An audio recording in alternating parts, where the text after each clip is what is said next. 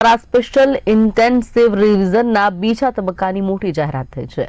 બિહારમાં 75 મિલિયન મતદારોની ભાગીદારી સાથે એસઆઈઆરના સફળ અમલ પછી હવે દેશભરના 12 પસંદગીના રાજ્ય અને કેન્દ્રશાસિત પ્રદેશમાં સુધારણા પ્રક્રિયા શરૂ કરવામાં આવશે.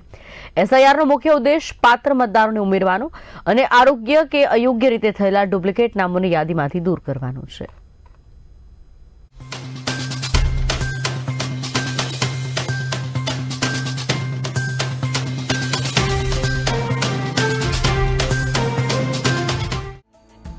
ચૂંટણી પંચ આજે દેશભરમાં મતદાર યાદી સુધારણાના બીજા તબક્કાની જાહેરાત થઈ છે, જેમાં 12 રાજ્યો અને કેન્દ્ર શાસિત પ્રદેશોનો સમાવેશ કરાયો છે.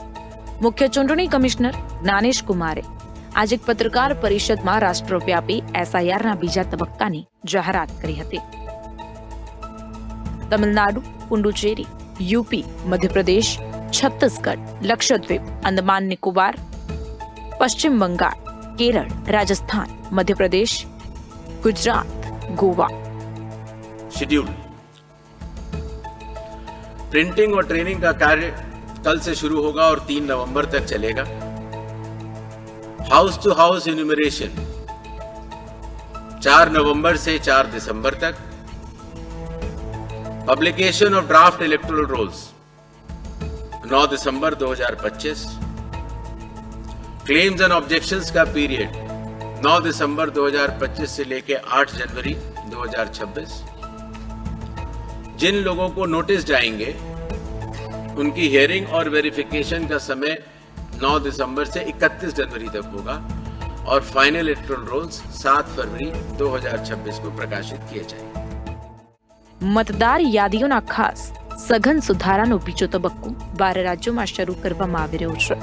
આ તબક્કામાં મતદાર યાદી અપડેટ કરવી, નવા મતદારો ઉમેરવા અને ભૂલો સુધારવાનો સમાવેશ થશે. તેમણે કહ્યું કે વોટરનું નામ જોડવું કે કમી કરવું તે સમયની માંગ છે. આખા દેશમાં તબક્કાવાર એસઆઈઆર કરાશે. બીએલઓ ઘરે ઘરે જઈને લોકોનો ફોર્મ આપશે. બીએલઓ દરેકના ઘરે 3 વખત જશે. તેની જ જવાબદારી રહેશે કે એક પણ વોટર બાકી ન રહી જાય.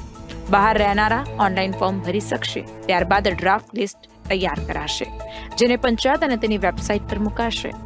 મહત્વનું છે કે 1951 થી 2004 દરમિયાન દેશમાં 8 વખત સ્પેશિયલ ઇન્ટેન્સિવ રિવિઝન હાથ ધરવામાં આવ્યું છે.